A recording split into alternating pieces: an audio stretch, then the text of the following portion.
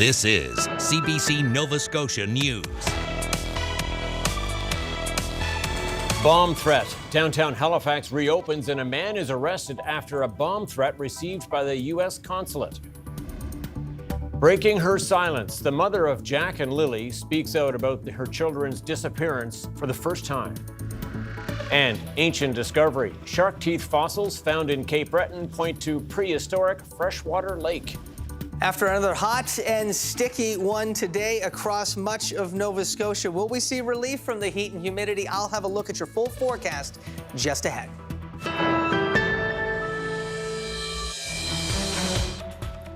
Good evening. A bomb threat received by the U.S. consulate and a suspicious vehicle loaded with propane and flammable liquid triggered a massive evacuation in downtown Halifax today.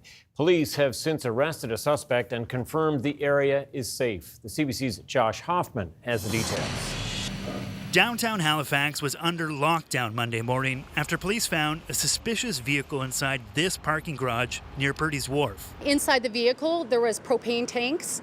There were containers containing other flammable liquids. At that time, police called out the Halifax Regional Police Explosive Disposal Unit, who attended. Police have arrested a man in relation to an alleged bomb threat against the U.S. consulate.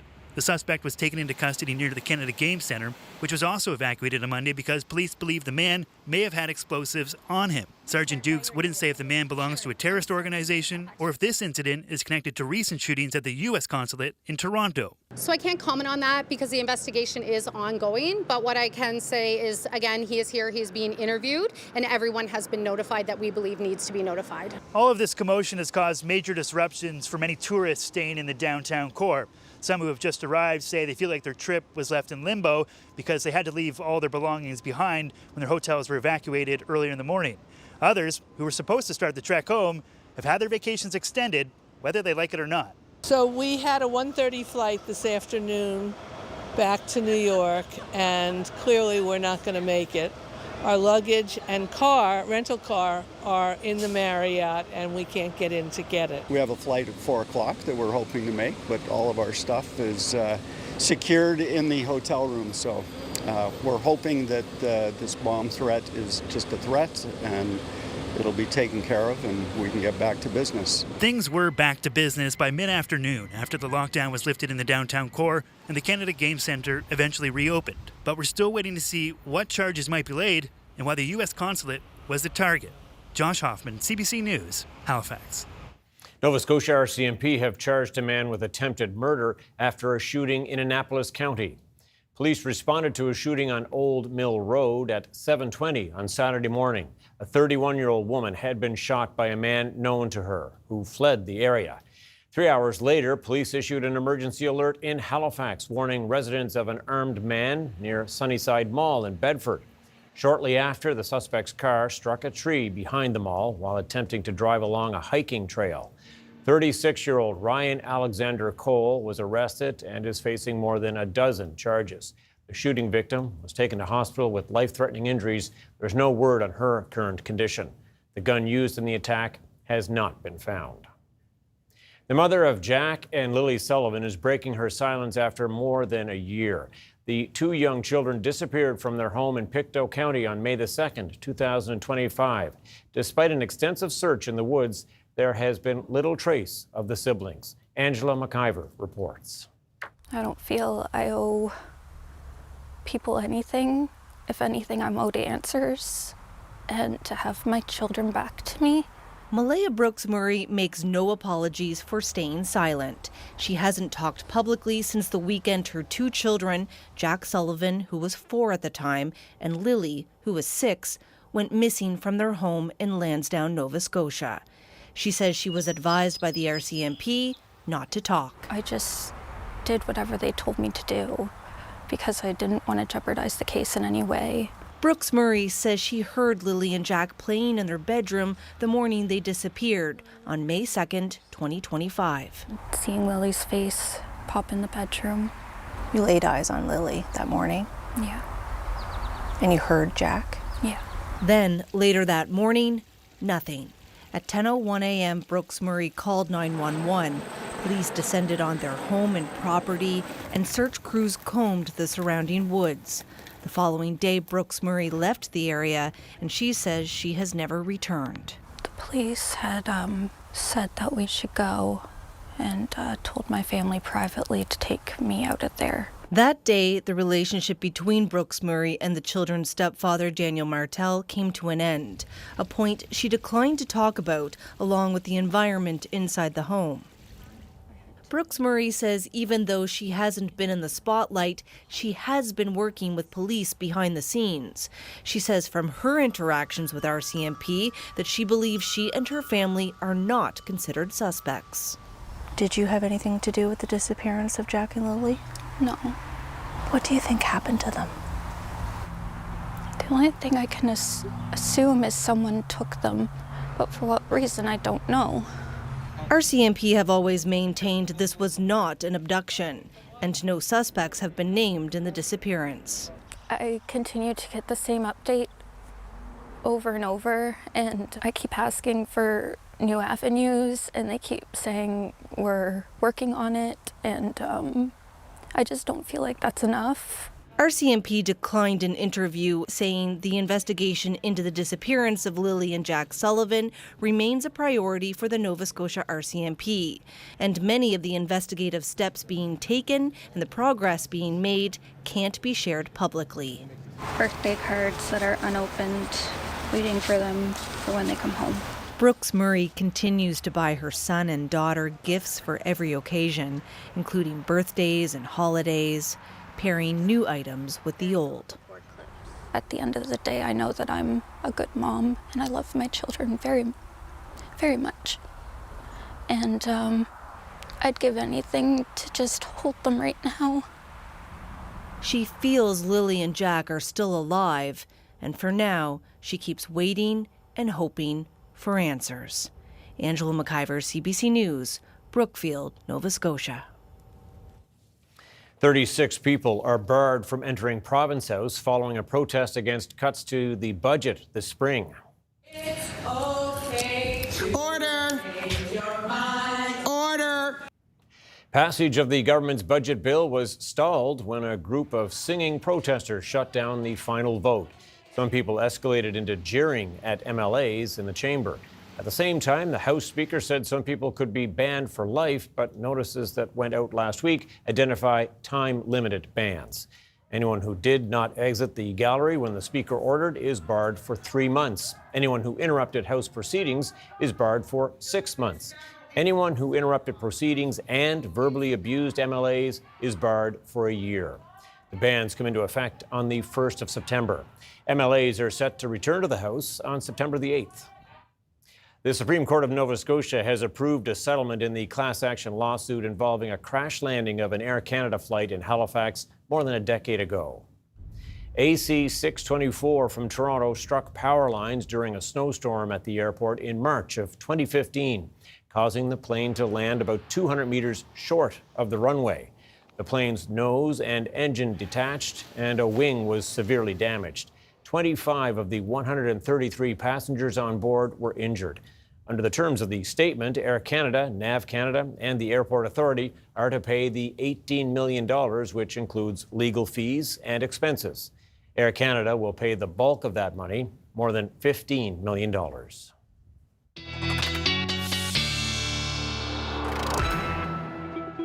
Jay Scotland is in for Ryan tonight on a sticky hot day in Nova Scotia. Yeah, very, very muggy conditions. Parts of the province under that advisory, the yellow alert for heat. We'll talk more about that, your full forecast in just a moment. We'll stay fairly muggy tonight, but we do see that wind starting to become northwesterly as it eases. That's not going to usher in much cooler air tonight, but temperatures will dip down a few degrees below 20 as that wind becomes light and variable, though, towards midnight tonight and overnight. That will open up the door for some dense fog patches to form. We'll initially see that for coastal areas, but it will start to build inland into the early morning hours before lifting. And I do see for much of the province into the afternoon, certainly for more northern and western areas in particular, into the afternoon and evening, not just the chance for some showers, but a good chance for some thunderstorms storms to develop. Could see some isolated but stronger storms develop too. We'll see another muggy one for tomorrow, but temperatures do look to improve if you're not a fan of the heat and humidity, certainly the humidity, into that long-range forecast. And I'll be back with those details in just a few. We'll watch for that. Okay, thanks so much, Jay. Halifax cyclists gathered Sunday to honor Dr. Nouman Ali, a local professor and advocate who was tragically killed in a cycling accident last month. Among those riding in his tribute was his son, who brought along his father's signature red bike. The CBC's Linus Mulheron reports. Dozens of cyclists gathered in Halifax Sunday to pay tribute to a friend and fellow cyclist who died in an accident in July. Today is very special because we're here to remember Dr. Nouman Ali, who was a professor at Dalhousie, and many people know him for that. Ali was also a leader in the city's Muslim community and an active organizer opposing the war in Gaza. Last month, he was killed while cycling when he collided with a truck door that had been opened into his bike lane. Scott Barber was a friend of his. He was an inspiration and a teacher for a lot of different people. For some people, it's really hit deeply. The way his death happened has brought people from different cycling groups, and cycling people are talking about it. People have to learn to look both ways before they get out of their car. You know, they're opening the door onto the street, and that's what happened. Somebody opened their door and boom. Accident caused by a driver. I mean, he's been a member of the Halifax community for decades now, and people grew up around him, and he was also a professor, so he taught a lot of people. And just his energy and his character, where he almost seemed like he doesn't stop, you know, when he's advocating for something. I think it's an inspiration for a lot of people. Ali's son, Mohammed, also joined the ride. He said his father was passionate, both about his cycling and his activism.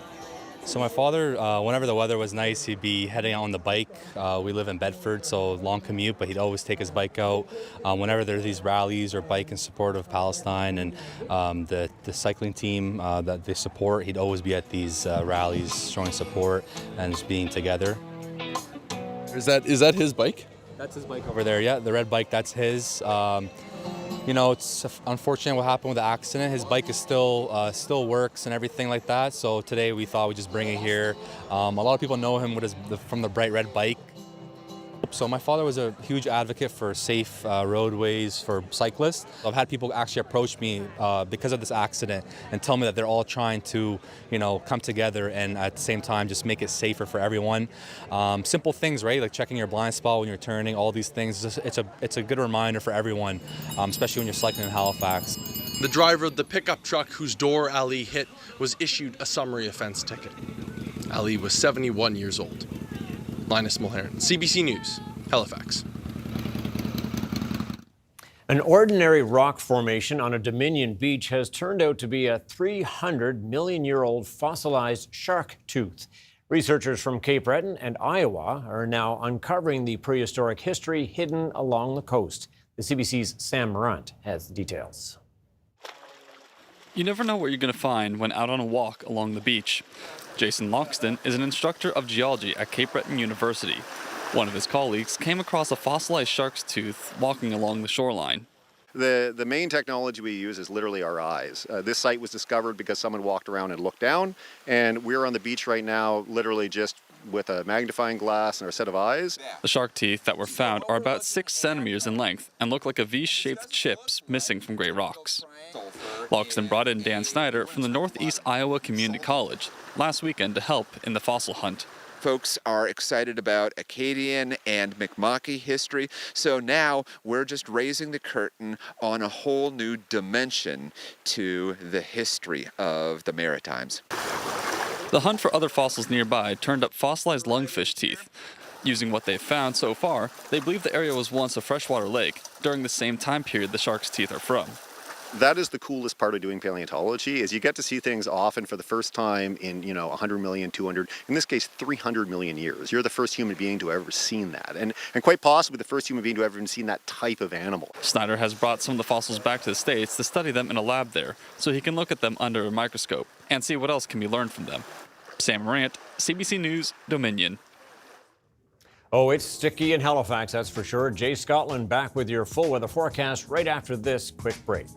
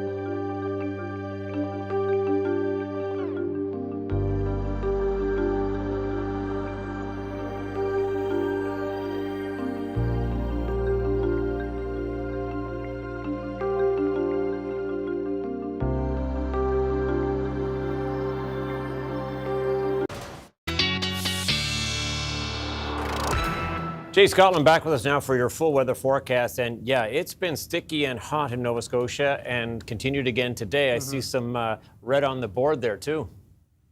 Yeah, hoping to see this drop off tonight or tomorrow. Still will be a little on the muggy side, though, but hopefully below that criteria with the chance for not just some wet weather, but some thunderstorms, followed by some cooler conditions. Really not seeing temperatures back below seasonal until much later in the week, though.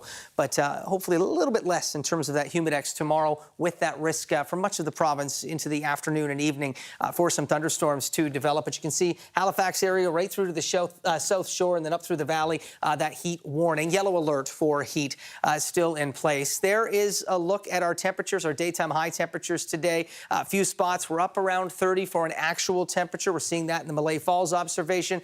Most areas, though, we're into the mid to high 20s, but certainly feeling well over 30, factoring in the humidex, the soupy conditions across most of Nova Scotia today. Now, with that humid air in place and the sky above us expected to stay relatively clear tonight, and that wind easing towards midnight, actually becoming light and variable across much of Nova Scotia overnight. A good chance we'll start to see later this evening some fog patches initially forming for coastal areas, some low clouds, some mist. And then we'll watch for those fog patches to potentially start to build inland. Now, that could make through the overnight hours for reduced visibility, and that possibility is there for some dense fog into the early morning hours tomorrow as well. Should start to lift mid to late morning. We do have this weak front or trough that is approaching from the west. You can see that producing thunderstorms, some pockets of some heavier rain into parts of New Brunswick. As we look into the late morning, early afternoon, you could see as we look down towards Digby, maybe as far south as Yarmouth, a few isolated showers, thunderstorms building in, and then we'll watch for that chance into the afternoon and early evening to start to work its way further to the east. You can see from by late afternoon, early evening towards supper time, western Cape Breton, along the Northumberland shore, back into the HRM. Just know that there is a good chance of not just showers developing late afternoon, evening, but as we look to more central and northern parts of the province, a much higher chance that this could come with a rumble of thunder, which could mean some heavier pockets of rain as well. As we build into the evening hours, things do begin to settle down into your Wednesday morning. We will see a few lingering showers and some fog patches along the eastern Northumberland shore into Cape Breton, but most of mainland Nova Scotia should be fairly sunny for your Wednesday, after maybe some unsettled conditions to wrap the day late afternoon, evening for your Tuesday. So there's a look at our conditions tonight. That sky above us, partly cloudy. The wind will be dropping off for most areas towards midnight, actually for the Halifax area and many areas across the province. A light and variable wind. Fairly clear sky up above. That combination, when you have abundant humidity, means dense fog patches are possible. So watch for those fog patches to form later this evening towards the coast. They could start to build inland through the overnight hours and linger into the early to mid-morning hours tomorrow. Could reduce visibility.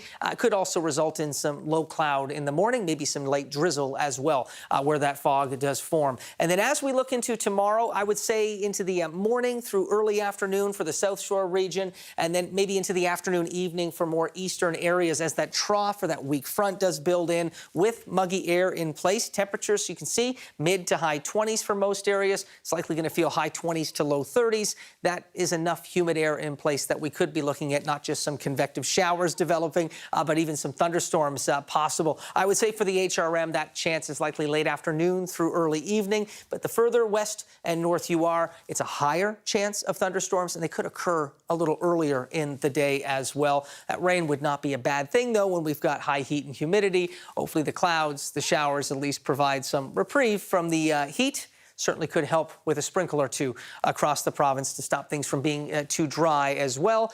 But a rumble of thunder means you'll need to be sky aware for your Tuesday and head indoors at the first sound of thunder. Sky does clear for most of mainland Nova Scotia into Wednesday. As we look to the Northumberland shore, east into parts of Cape Breton, I will keep that chance of showers in for Wednesday. Still warm as we look to your Thursday. Humidity not quite as bad as it has been, though. And then we really, with some wet weather moving in on Friday, see those temperatures drop actually back down to just below that seasonal average Friday, Saturday, although it does look to recover on Sunday. At this point, not too shabby of a weekend, at least weather-wise, as we take a look ahead over the next 7 days, Tom. Sounds good. Okay, Jay, thanks so much.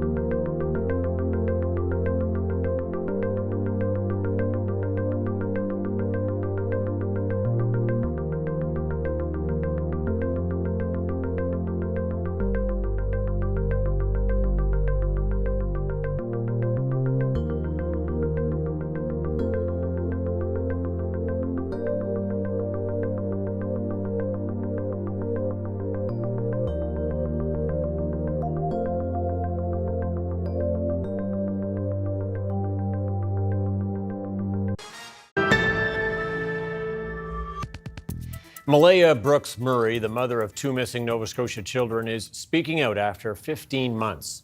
Jack and Lilly Sullivan have been missing since May the 2nd, 2025, after disappearing from their home in Lansdowne. The case has garnered international attention, but Brooks Murray has stayed out of the spotlight.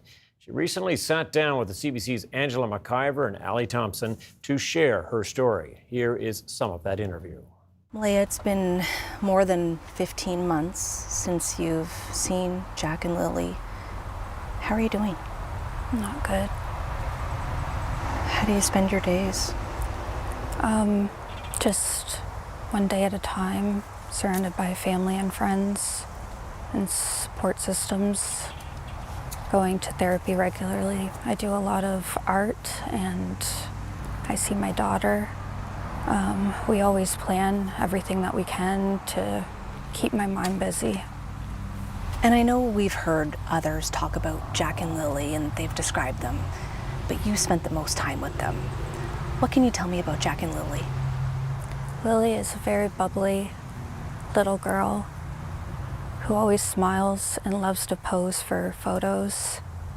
She loves unicorns and LOL dolls and to dress up girly. She loves dresses. Jack loves bugs.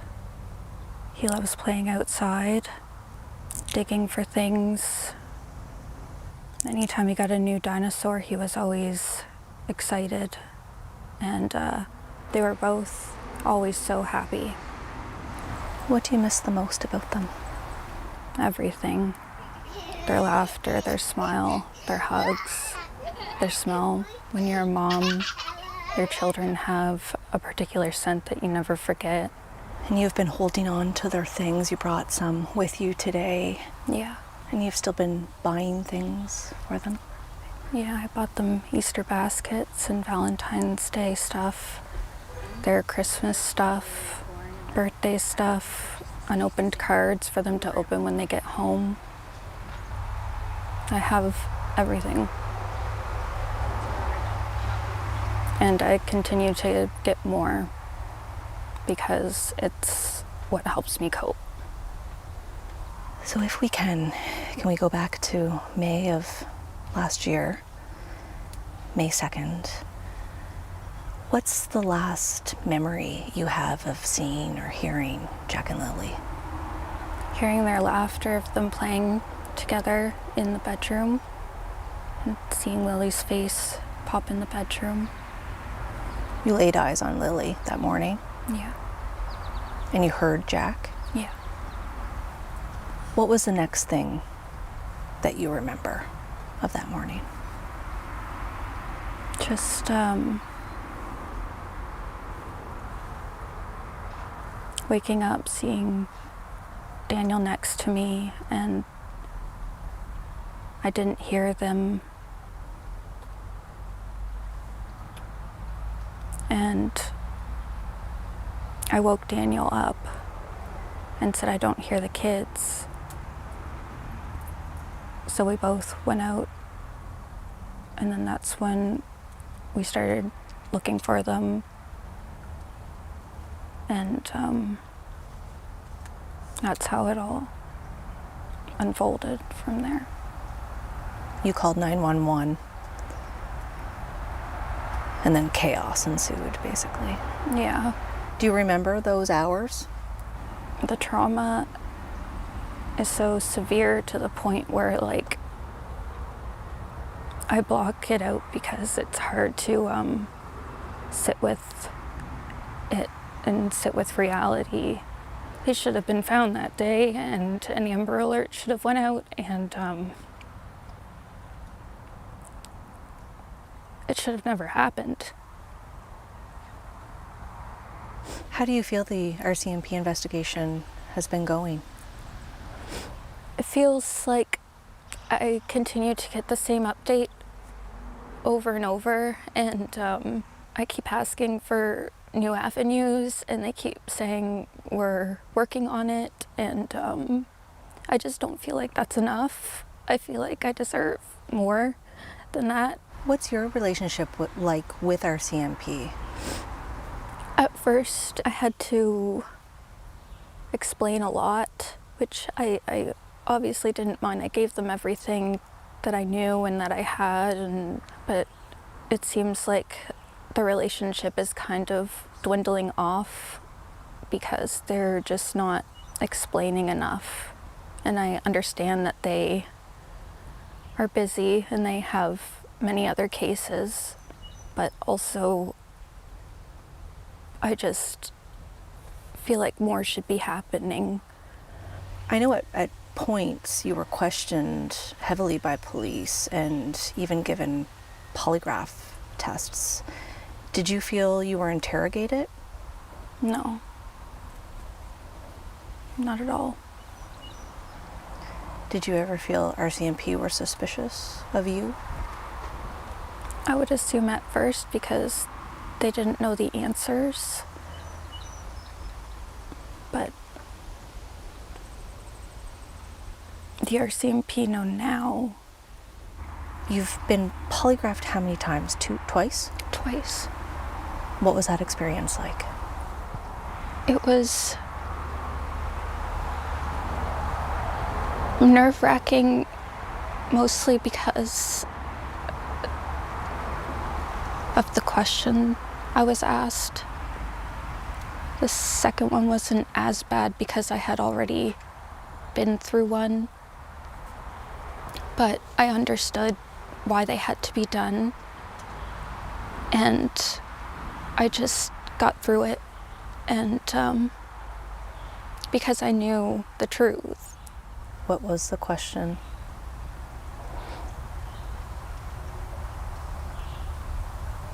The first one was if I,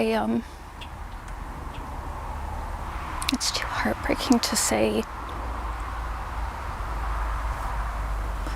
What was your answer? No.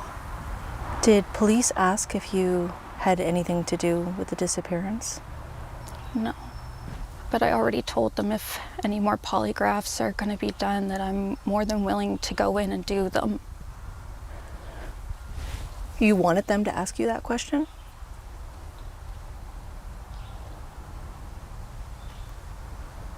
Can I ask you that question? Did you have anything to do with the disappearance of Jack and Lilly? No.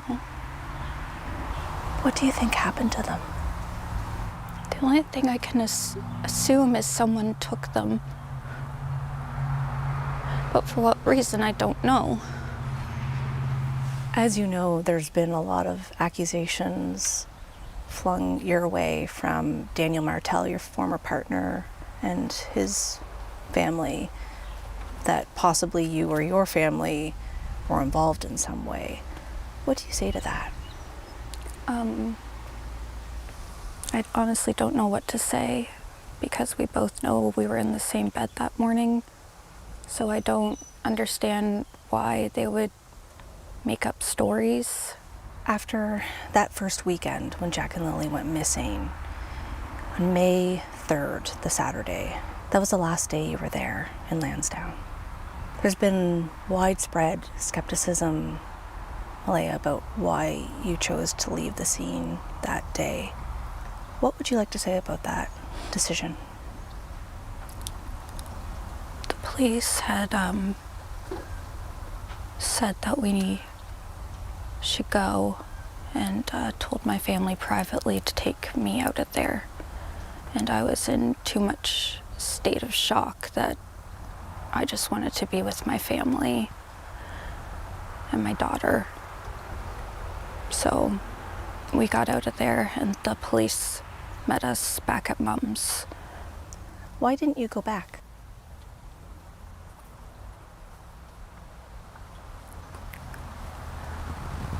I don't think I can touch on that right now. So all of these months later, I know there's been also a lot of questions about why you stayed so quiet, and that usually a mother of missing children would be speaking out. Why hasn't that been the case for you?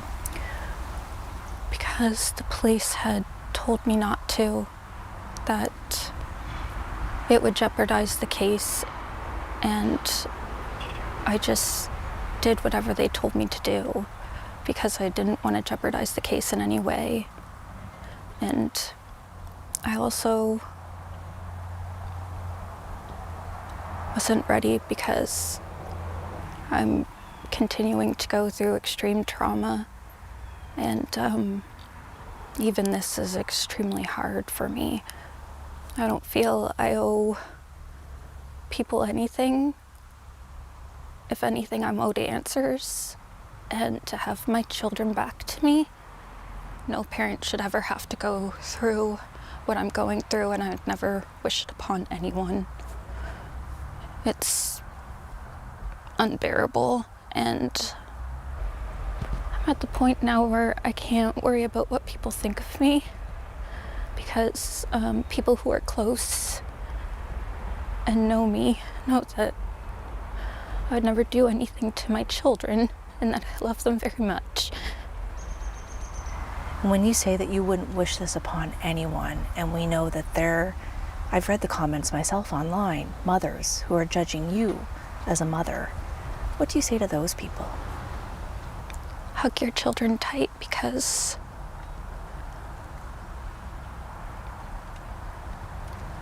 this could happen to anyone, and you just can't point fingers.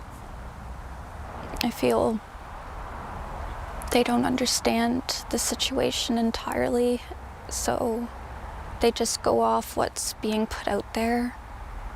I guess they could say all the cruel things that they want. At the end of the day, I know that I'm a good mom and I love my children very, very much. Malaya, what would you like the public to know? If there was anything you could say. I want them to continue keeping my children's faces out there. Just help scream their names to help bring them home. That I believe that they're out there somewhere and they will be returned home. I have dreams about them coming home, and I believe it. The RCMP declined a request for an interview. They say the investigation is ongoing and a liaison is in regular contact with the family's designated representative. Coming up, Canada races to secure a new trade deal with the U.S. just a week away from Trump's punishing tariff deadline. And Israel's Prime Minister Benjamin Netanyahu is rejecting the U.S.-backed peace plan to end hostilities in Gaza.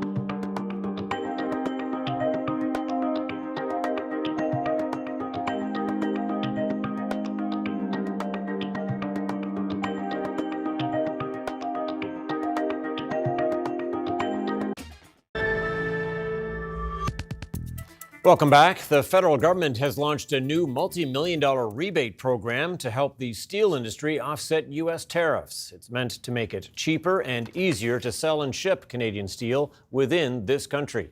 Evan Dyer explains why Ottawa's leg up for the industry is coming now. Obviously, this is a response to these extremely unfair, unjustified tariffs. In the steel town of Hamilton, the Carney government announced a new program to subsidize the transportation of Canadian steel to Canadian markets. Until next summer, Canadian producers can apply for rebates on half the cost of shipping steel by rail or water, up to a total program cost of $100 million.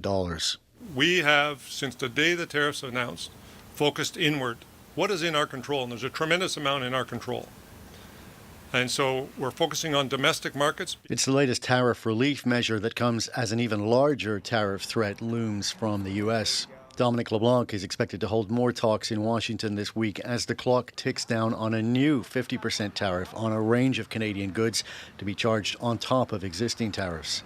Canadian officials have floated the idea of various concessions, including ending counter tariffs on vehicles, persuading provinces to lift bans on U.S. alcohol, and tweaking the rules to protect Canada's dairy industry. Tory in Quebec's Saguenay region, Pierre Poilievre, said Carney shouldn't give anything away. No more caving, no more unilateral concessions without any gains in return. Use our leverage at the table to get the win that Mark Carney promised during the last election. But others warned this is not the moment to be holding out for big wins. We're not going to get zero tariffs on aluminum and steel. I think the Prime Minister and Mr. LeBlanc have already admitted that. We should get something like tariff rate quotas. We're dealing with a counterparty that doesn't even know what apparently it wants. Canada's nasty. Kenny says the main objective should be to avoid further drama involving Trump himself. I think that's what the Carney government's trying to do, which is, in a sense, as much as possible, treat this in Washington as a boring, low-grade, conventional, technical discussion. Keep it out of the president's temperamental, impulsive vision, and just hope that we can get through the midterms. The head of Canada's largest steel producer says he's happy with the new measure, and government ministers respond to his texts 24 hours a day. But no one has any illusions that making it cheaper to ship steel domestically can compensate for crushing tariffs from Canada's biggest customer. So all eyes remain fixed on that looming deadline of August 19th. Evan Dyer, CBC News, Ottawa. No comment yet from either the White House or Donald Trump following Israel's rejection of a peace deal for the Gaza Strip on Sunday. The 15-point plan was negotiated by a group created by and led by the U.S. president. And Israel's rebuke is a rare political fracture between Trump and his closest international ally. The CBC's Anna Cunningham reports. Israel's rejection of this peace deal for Gaza is another blow for US President Donald Trump's border peace ambitions, and it puts a spotlight back on what has been a turbulent year in the relationship between both Trump and his Israeli counterpart Benjamin Netanyahu. But Netanyahu's words have not stopped, it seems, some plans. These logistical vehicles seen moving into a zone near the Gaza-Israel border. This area is reportedly being prepared as part of the Board of Peace deal to provide logistical support for what's being called the International Stabilization Force, or ISF. Israeli Prime Minister Benjamin Netanyahu said Sunday that Israel wants to see Hamas disarm before it moves its military out of Gaza.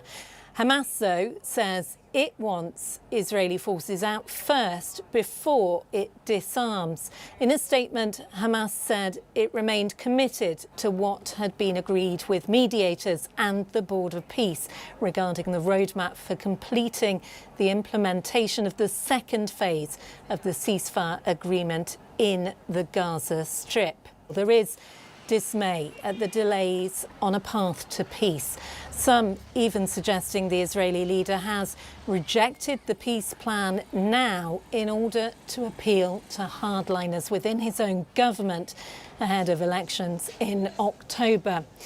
For those living in these tented areas in Gaza, there is little sign of any rebuilding. Electricity and facilities remain in short supply. Both Israel and Hamas say talks with US officials continue. Anna Cunningham, CBC News, London.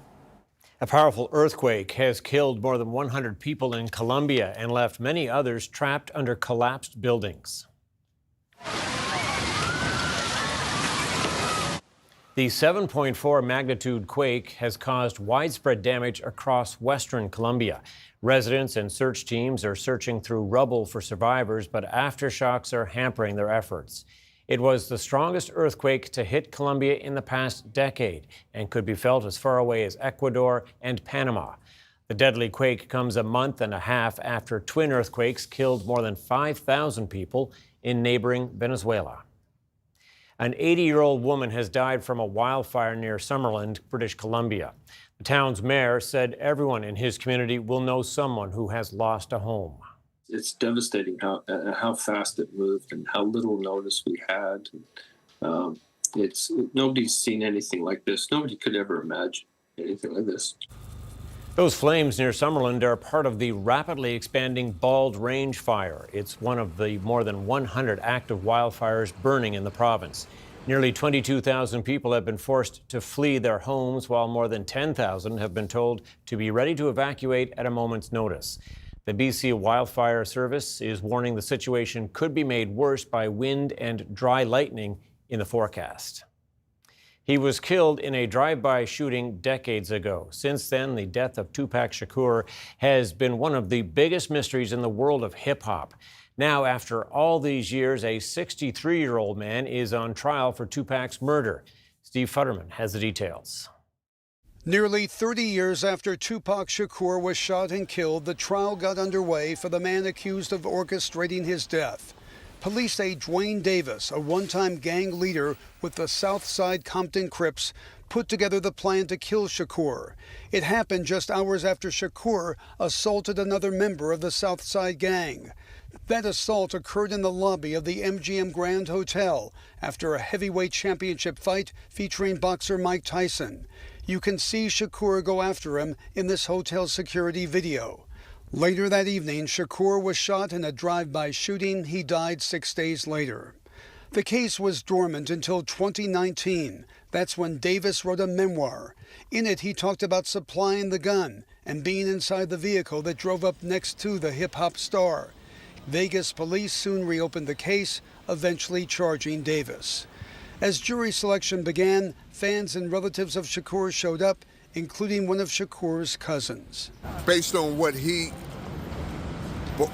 admitted, of course, I mean, like, what does that mean? Like, he admitted his role in the murder of Tupac Shakur. Continuously, repeatedly, he was screaming it out publicly.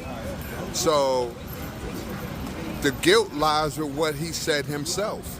While the prosecution's case will largely use Davis's own words against him, the defense case will focus on Davis's claim that pretty much everything he said was a fabrication and full of embellishments. And Davis now also claims he wasn't even in Las Vegas on the night the shooting took place. Even though Shakur was killed in 1996, neither he nor his music have been forgotten. Near where the shooting took place, a makeshift memorial remains. Fans of Shakur writing notes on a street pole. Jury selection will take up most of this week. Next week, opening statements will take place and testimony will begin. One potential witness being listed by the prosecution is Sean Combs. The trial is expected to last 4 to 5 weeks, and it will be televised. Steve Futterman, CBC News, at the County Courthouse in Las Vegas. Canada's main stock index gained ground today, helped by gains in the energy sector, while U.S. markets were negative. A look at the numbers now as we head to break.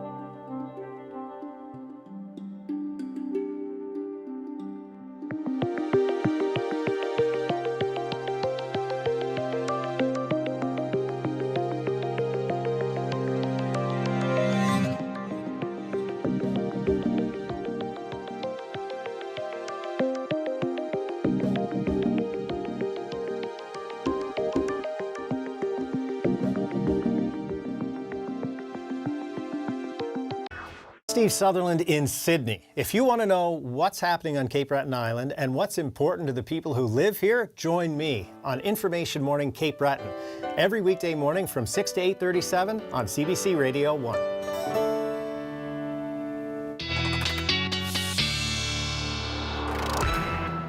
All right, Jay, one more steamy day in Nova Scotia. How much relief, if there's any, in the forecast?